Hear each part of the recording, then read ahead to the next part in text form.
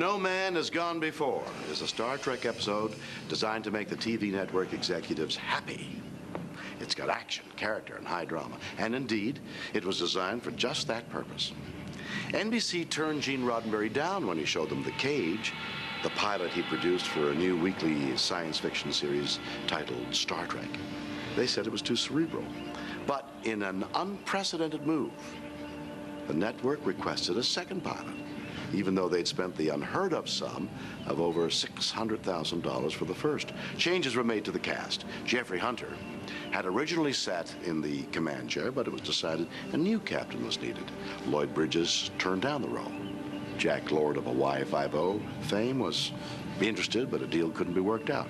I had made a fair name for myself in a few movies and Broadway productions, been in a Twilight Zone and an Outer Limits, so they probably figured I'd had enough experience on other worlds to steer a starship. Coincidentally, I'd also worked with Leonard Nimoy in The Man from U.N.C.L.E. Where No Man Has Gone Before convinced NBC to send the Star Trek crew on its 5-year mission to boldly go where no TV series has gone before. So here it is, what is considered to be episode #1 of Star Trek and my very first appearance as Captain James T. Kirk.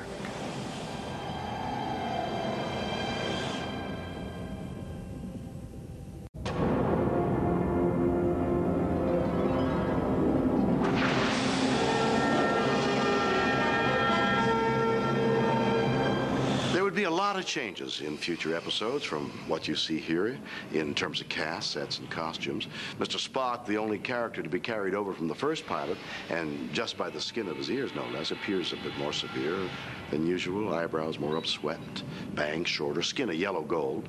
Some familiar faces are still missing: Bones, Uhura, Mr. Chekhov. Here, Mr. Sulu is the officer in charge of life sciences. He would soon become helmsman. Kirk's relationship with Spock had yet to be defined. At one point, there's some downright nastiness as Kirk snaps, "Would you at least pretend for one moment that you have a heart?" In one scene, Kirk sees his own tombstone, which reads James R. Kirk, which, even though by now we all know his full name is James Tiberius Kirk. And lastly, the women in this episode all wear pants. That was going to change. Star Trek, to the appreciation of all the men on the set, in fact, all around the world, would boast the shortest skirts on women of any regular series on television. Actually, the women were very tall and the skirts were very short. It could have been that the skirts were very long and the women were very short. It was very complicated. In any case, it looked good.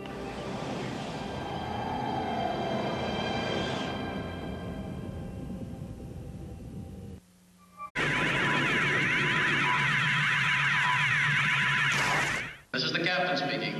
The object we encountered is a ship's disaster recorder, apparently ejected from the SS Valiant almost 200 years ago. Tapes are burned out, trying the memory banks. We hope to learn from the recorder what the Valiant was doing here and what destroyed the vessel. We'll move out into our probe as soon as we have those answers. Well, I feel kind of a responsibility to the show and to the Star Trek history. I think this particular project that we're doing now is a major historical event, in my opinion. It's a sort of a fresh look, a fresh revisiting of the show in a way that it hasn't been seen in many years. Autopsy report, sir. Each case showed damage to the body's neural circuit. An area of the brain was burned out. And you? Are you feeling all right?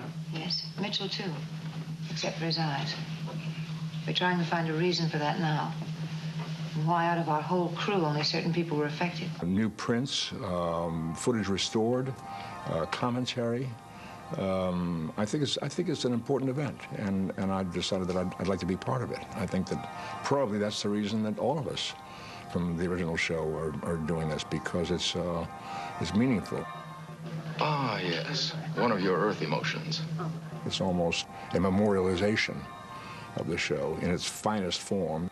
Dr. Dana feels he isn't that dangerous. What makes you right and a trained psychiatrist wrong? Because she feels. I don't. All I know is logic.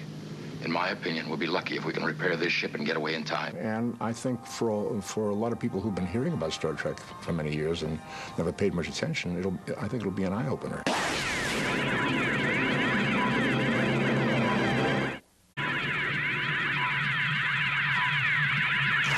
The character I played was Lieutenant Lee KELSO.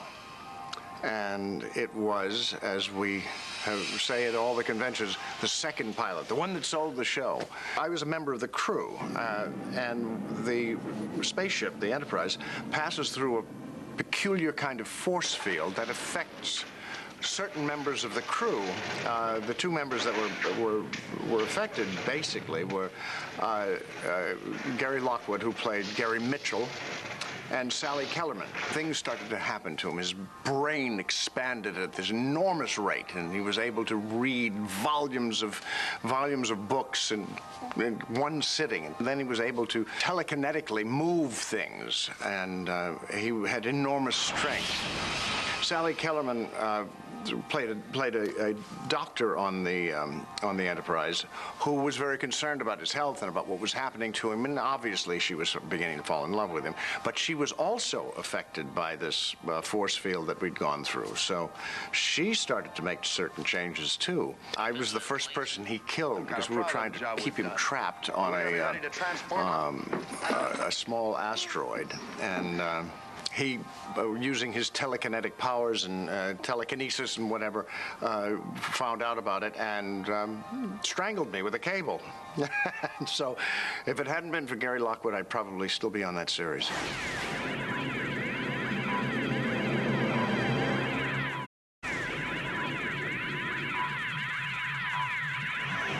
Gary Lockwood and I were like the Velos and Yolanda of television, and he and I were the guest star on this second pilot. So there we are, walking around the man-made lake. We're bumping into trees, slipping into the water, and no one is saying cut, and I'm getting starting to get just a small amount of the giggles. And now he reaches for the perforated peach, and he's going to rip it apart like this great god that he was, and hand me a piece while we had the scene, and it took him like, and they couldn't get it apart, and then rip, and still nobody's saying cut, you know. We had to wear lenses. We wore silver lenses in our eyes, and I had never worn glasses, and Gary hadn't, and he couldn't stand it for 1 second. He'd have him in for 1 second, and he'd get these lenses out of my eyes, you know, and this big screaming. Stop it, Gary. Morals are for men, not gods. What do you know about gods? I feel that I'm responsible for Star Trek's success because I was the guest star on the pilot. Yeah, I'd never thought of that. Gee, maybe it really was me.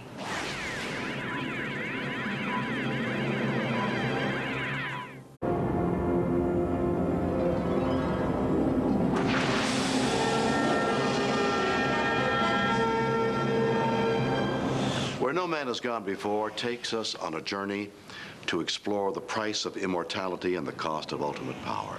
It has a familiar theme going back to the Greek tragedies. What happens when man plays God? Kirk watches as a close friend is transformed into something more than a human and something less than a man. Power does corrupt, and absolute power corrupts absolutely.